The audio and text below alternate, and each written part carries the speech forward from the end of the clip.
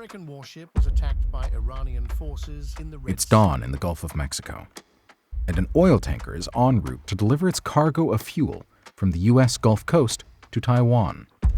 Suddenly, a blinding flash and a deafening boom rock the ship as a drone in its 50-kilogram charge detonates against its hull. Although not enough to sink the tanker, the attack prompts U.S. shipping companies to divert their vessels, and insurance premiums skyrocket.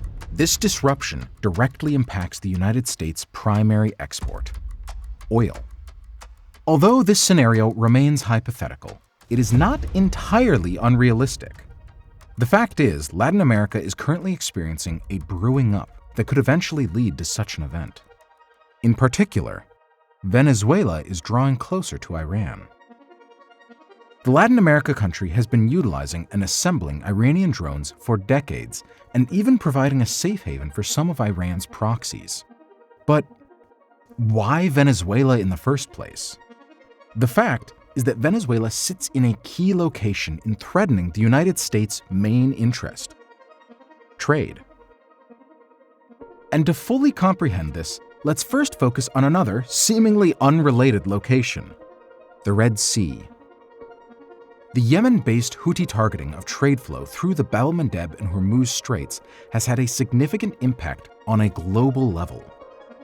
Shipping fees and insurance premiums inflated, leading many companies to avoid the Red Sea altogether and opt for the longer Cape of Good Hope route instead. The success of this strategy relied on two main factors: the geographical proximity to crucial sea trade choke points, and the usage of drone attacks. Specifically, the use of drones is the game changer. Drones, which have essentially evolved into propeller-driven cruise missiles, have enabled the whole Red Sea situation. Similarly, they may also be critical in a future Venezuela crisis. As a matter of fact, Venezuela shares many similarities with Yemen. Firstly, like Yemen, Venezuela is strategically located near a major global trade choke point, the Panama Canal. Secondly, Venezuela has been using and assembling Iranian drones for decades and has the capability, to a certain extent, to independently assemble and repair them. Thirdly, Venezuela already hosts some of Iran's proxies, such as Hezbollah.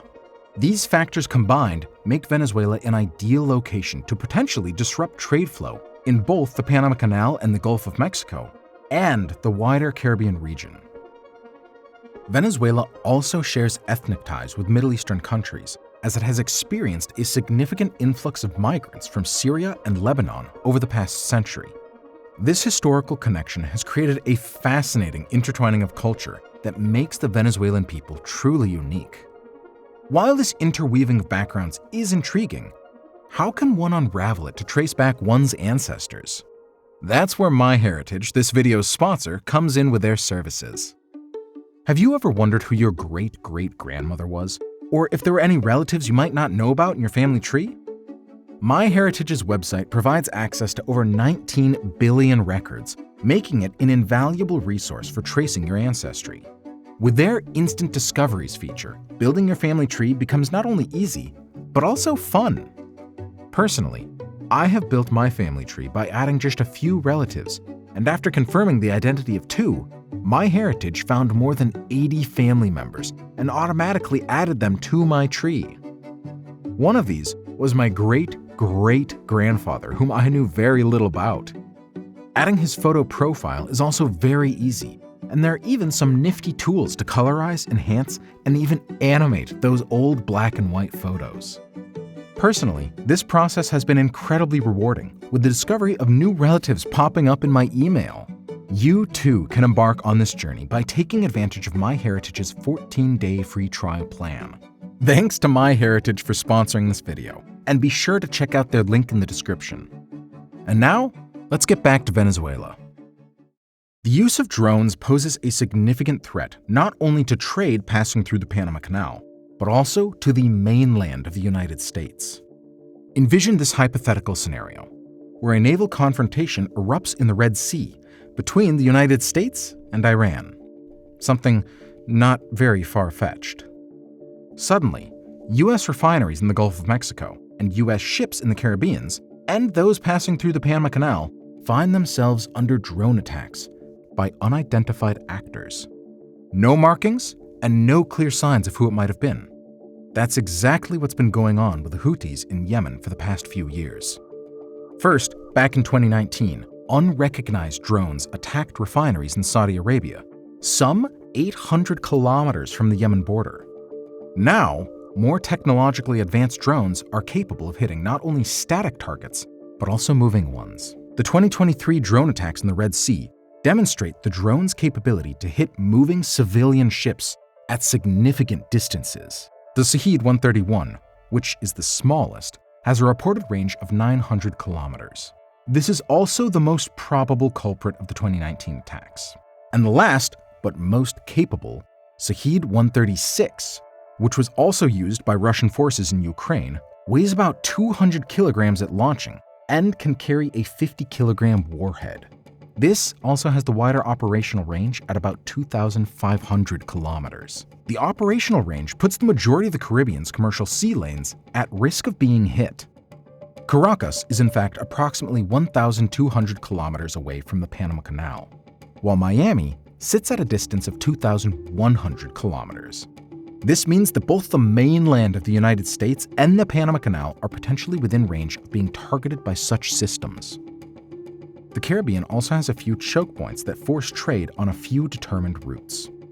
The Panama Canal-bounded ones, of course, but also the flow to and from the Gulf of Mexico. U.S. oil exports are mainly drilled and refined along the Gulf Coast. This means that oil tankers have to necessarily pass through two choke points north and south of Cuba. This is also a very new reliance for the United States. In 2001, oil-related exports only accounted for about 3%. 20 years later, in 2021, they became the first voice in the U.S. export book at 14% of total export value.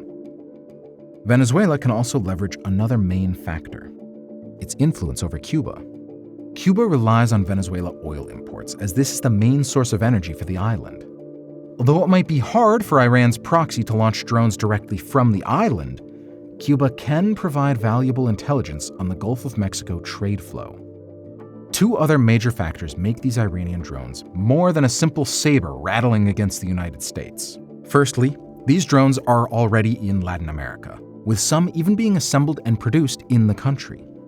Already back in 2012, Venezuela's former president announced the establishment of an assembly facility of Iranian drones. And, under Maduro's current presidency, there has been a push to expand these efforts. This creates a capability that was not available before in Latin America, and that makes the proliferation and control of these platforms more difficult to obtain. Secondly, Iran already has a well-established proxy in Latin America through Hezbollah. U.S. intelligence reports that this group has been operating in the region for decades and can leverage on the vast Lebanese community residing in the whole continent. These factors make Venezuela sort of a scaled-down version of the Cuban crisis situation. During the Cold War, Moscow used the region to exert pressure on Washington and obtain concessions. And now, that strategy is still the same for both Tehran and Moscow. Similarly, the recent events of the two Russian strategic bombers landing in Caracas coincided with Russia's need for a diplomatic leverage. In 2018, Russia needed some diplomatic angle to solve the Ukrainian smoldering conflict over the 2014 invasion of Crimea.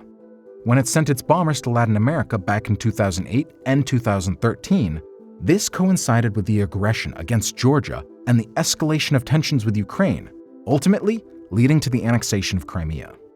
Likewise, Iran can use its drones and leverage over Venezuela to its advantage to bring the United States to the negotiating table.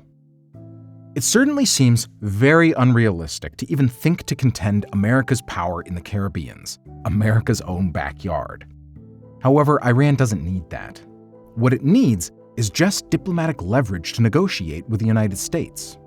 And Venezuela's position and Iranian drones offer just that. The main issue is that Venezuela is currently in a prime position to establish even closer ties with Iran.